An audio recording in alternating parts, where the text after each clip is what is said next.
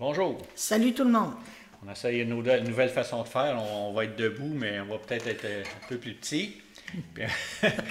J'espère que vous nous entendez bien. Ça a l'air d'être correct pour le son. Si on voit que c'est pas correct. Quand je vais m'avancer pour changer les acétates, ben là, ça va peut-être être un peu plus compliqué, mais en tout cas, on verra. On essaye ça. Aujourd'hui, on enregistre pour le 1er juin, comme vous avez vu au début. Fait on vous souhaite d'être bénis, puis on demande au Seigneur de nous guider dans ce temps de louange, puis peut-être qu'on va être plus à l'aise pour bouger, danser. Et en tout cas, soyons attentifs à ce que Dieu, le Saint-Esprit, veut nous révéler aujourd'hui. Amen. Gloire à Dieu. Ben c'est ça. OK. Vous allez me voir dans l'antenne m'approcher comme ça. On va on va commencer par un chant. Cécile a composé il y a quelques années, peut-être? Oui. C'est plutôt une chansonnette plutôt qu'un chant. Tu sais, c'est pas élaboré. C'est quelque chose de vite là, pour nous rappeler là, que Jésus revient bientôt. Il ne faut pas l'oublier. Hein. On l'a dans notre cœur, sa présence, mais il va revenir sur des nuées, comme ça dit dans la parole. Amen.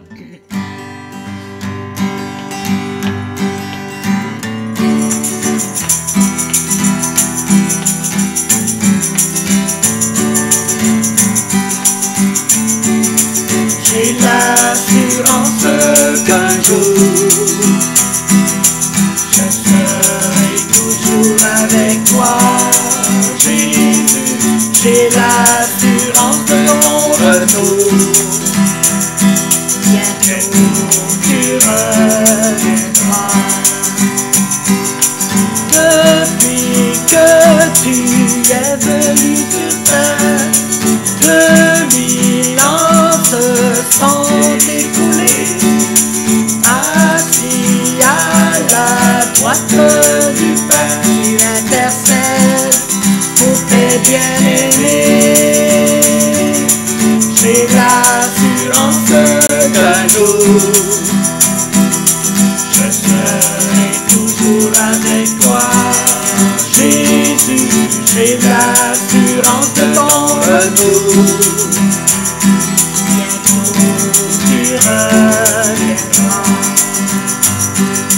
Le jour, la nuit, personne ne le sait. Sur les nuées, tu apparaîtras. Glorifié, tout œil te verra. À tes pieds, tout genou fléchira. J'ai l'assurance qu'un jour je serai toujours avec toi, Jésus. J'ai l'assurance de ton retour. Bientôt tu reviendras. J'ai l'assurance qu'un jour je serai toujours avec toi, Jésus. J'ai l'assurance de ton retour. Bientôt tu reviendras. Bientôt tu reviendras. Amen. Gloire à Dieu. On va regarder si vous êtes toujours là. En tout cas, nous autres, on est toujours là. Peut-être des fois, ma tête va aller dans Dans le mot. dans les champs. En tout cas, c'est pas grave. Moi, je passe en dessous. C'est vrai qu'on enregistre peut-être trop fort. Là. Je viens de m'apercevoir de. Ouais. On va chanter un chant, un autre chant peut-être plus facile. Envoyez-en un facile que je n'aurai pas à toucher le. Aujourd'hui, prends toute la place, Seigneur, dans ma vie et dans mon cœur, n'a qu'à se reculer. Remplis-moi de ton esprit, Seigneur, de ta joie, de ton amour. Que mes yeux se tournent vers toi dès le lever du jour. Que ta parole conduise mes pas sans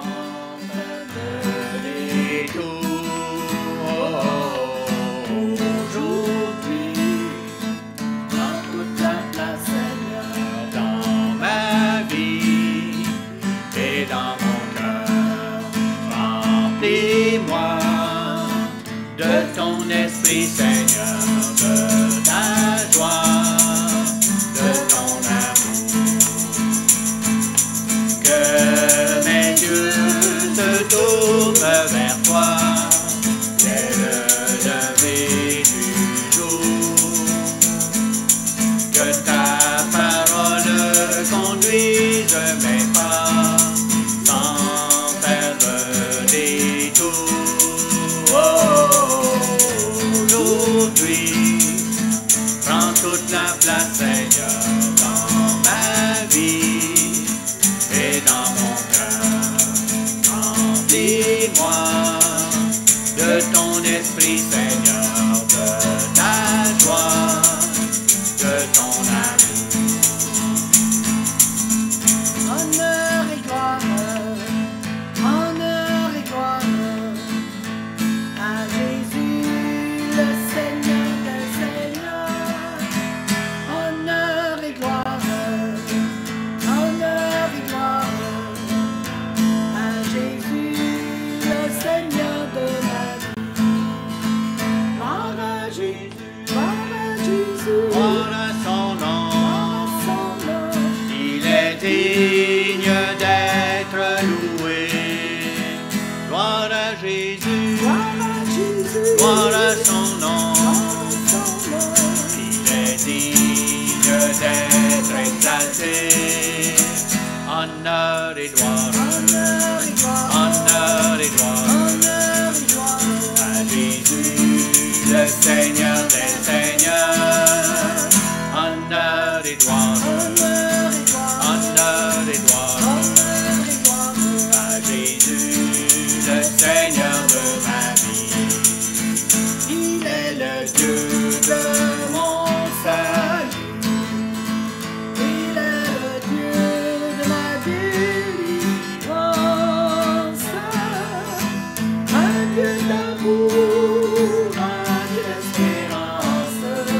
Alléluia, alléluia, oh alléluia, oh alléluia, alléluia, gloire à Dieu, oh alléluia, oh alléluia, alléluia, gloire à Dieu.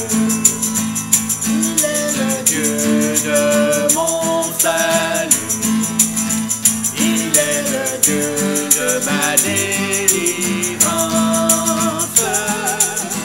un Dieu d'amour, un Dieu d'espérance. Alléluia, alléluia, oh alléluia, oh alléluia, alléluia, gloire à Dieu, oh alléluia, oh alléluia, alléluia, gloire à Dieu, alléluia, gloire à Dieu. Amen, gloire à Dieu. Merci Seigneur.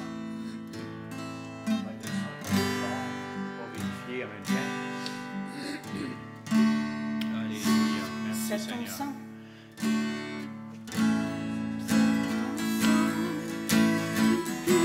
Merci pour ton sang précieux, Jésus.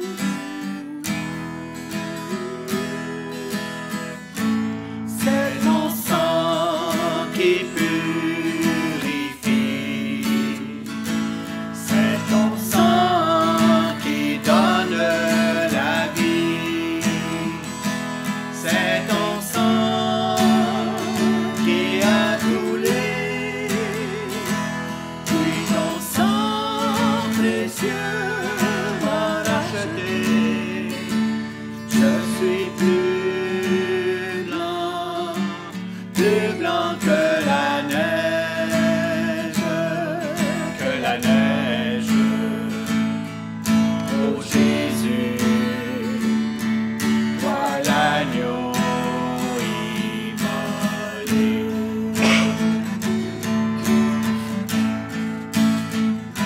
C'est ton sang qui purifie,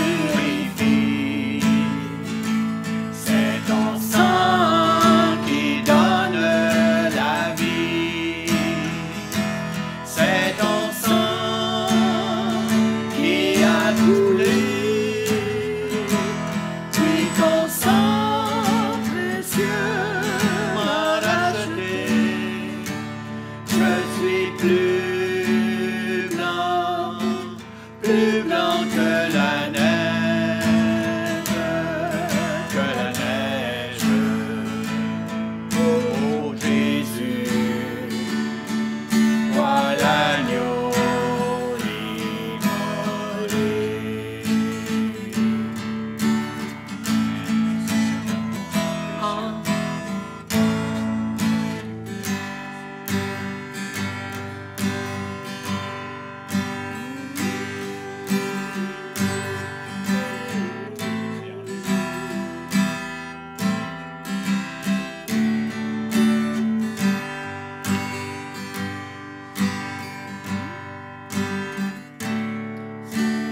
Vers toi que je me tourne, je veux marcher dans tes voies.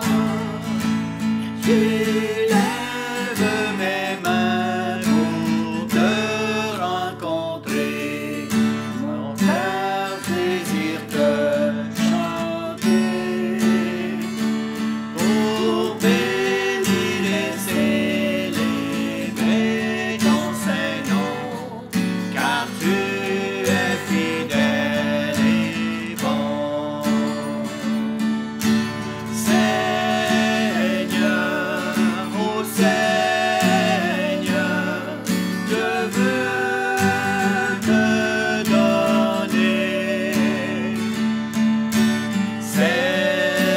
Seigneur, oh Seigneur, ma vie à jamais. Mes yeux contemplent ta gloire, ta vie ranime ma foi. Ta paix et ta joie inondent mon cœur, moi seul fais tout mon bonheur. Je veux proclamer que tu es celui qui chaque jour nous bénit. Seigneur, oh Seigneur, je veux partager.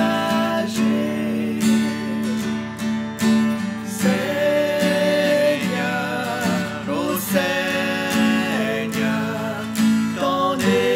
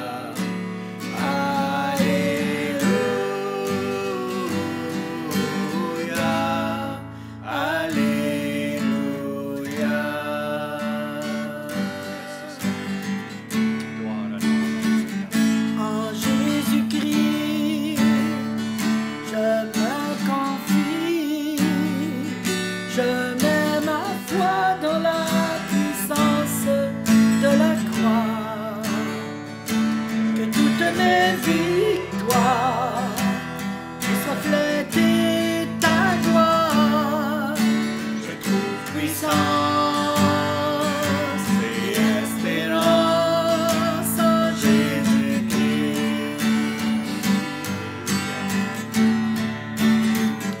En Jésus-Christ, je me confie.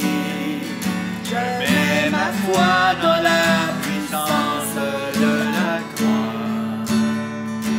Que toutes mes victoires puissent refléter ta gloire.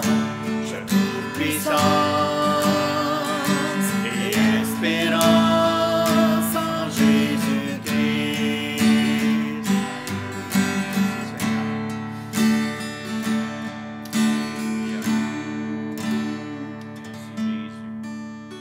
Tout est en toi, Seigneur. Tu dois tout Je accomplir. veux offrir ce chant d'amour à mon Sauveur, à mon Jésus.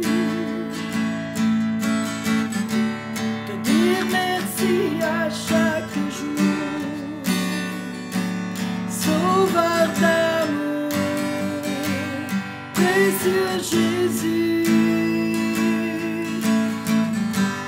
Cœur se réjouit car je t'appartiens.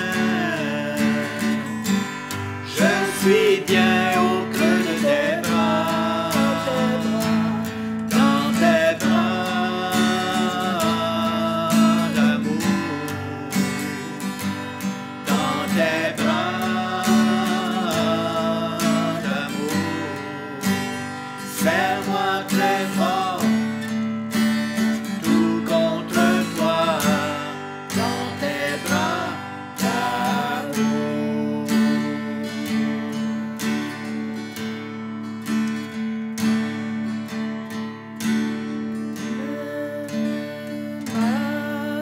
Majesté, Ali la majesté.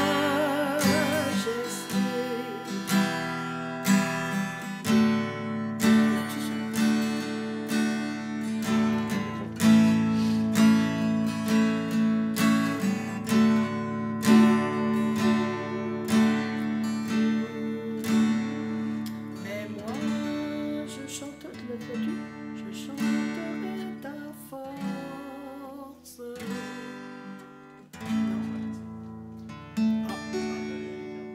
Ok. Il est un fleuve. Il est un fleuve coulant du cœur de Dieu. C'est un grand fleuve d'un amour merveilleux. Je vais y boire, son amour me remplit. Et sa victoire m'anime de l'esprit. Il est un fleuve coulant du cœur de Dieu. C'est un grand fleuve d'un amour merveilleux.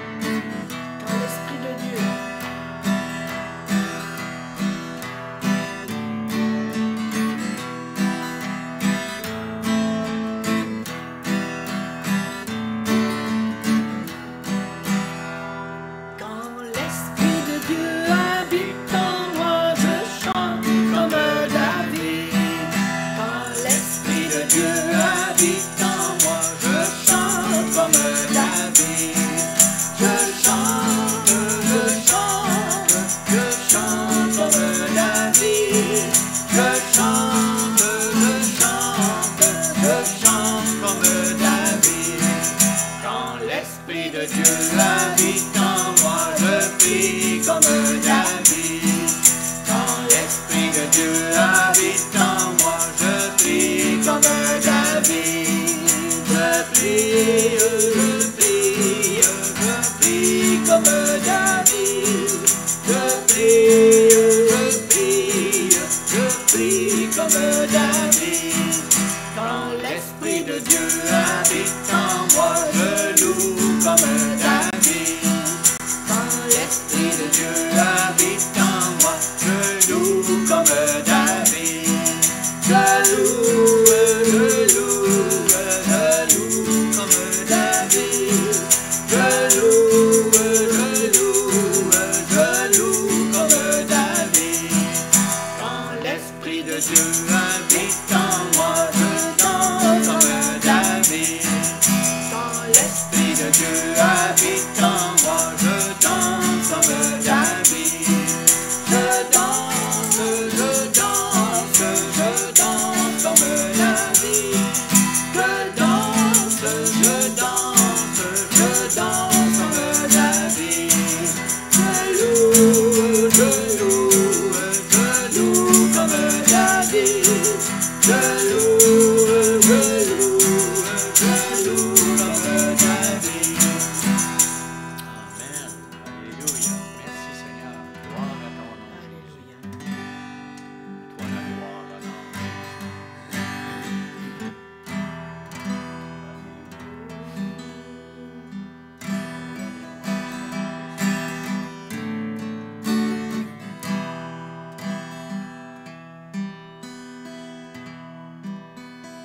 Alléluia. Soit ton nom, Jésus.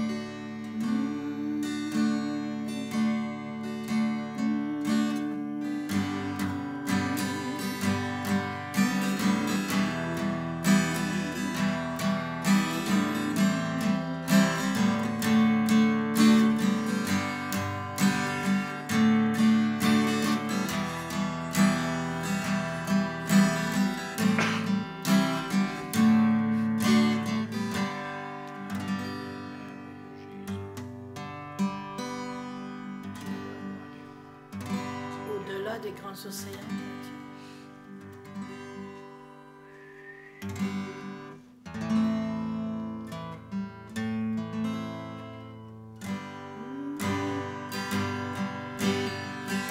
Au-delà des grands océans, tes fleuves d'amour coulent sur moi.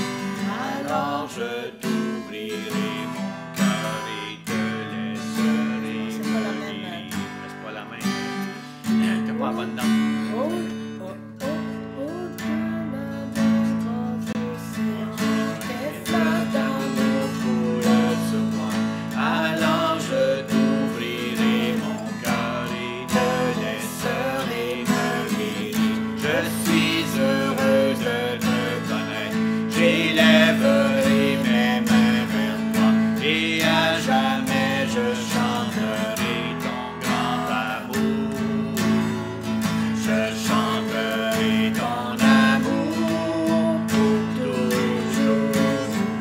Je chanterai ton amour pour toujours. Je chanterai ton amour pour toujours. Je chanterai ton amour pour toujours. me ressembler, Jésus. C'est mon espoir suprême. Trop. Te ressembler, Jésus. C'est mon espoir suprême. C'est Jésus. Toujours plus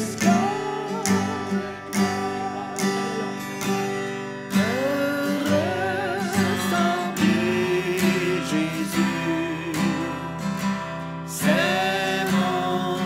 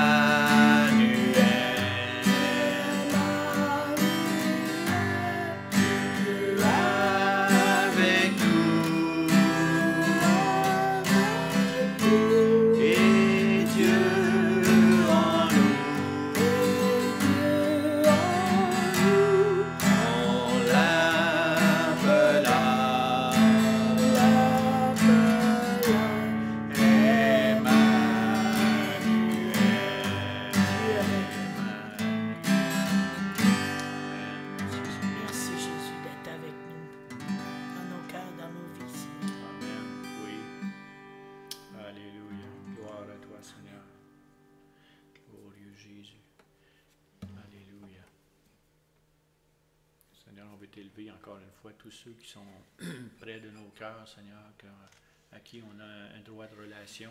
Je te prie de les toucher, de les visiter, de venir faire ton œuvre dans leur vie, Seigneur, de venir les convaincre, Seigneur, de péché, de justice et de jugement. Qu'ils puissent se tourner vers toi, Seigneur. Regarder à toi qui est la solution à tous les problèmes.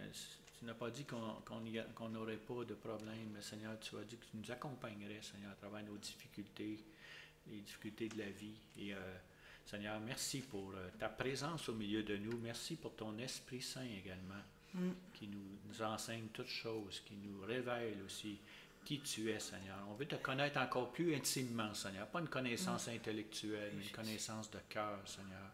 Un cœur à cœur avec toi, Seigneur. Merci, ô Dieu. Merci, Père Céleste, pour ton grand amour. Merci, alléluia. Merci pour ton l'Esprit, oui, le Saint-Esprit.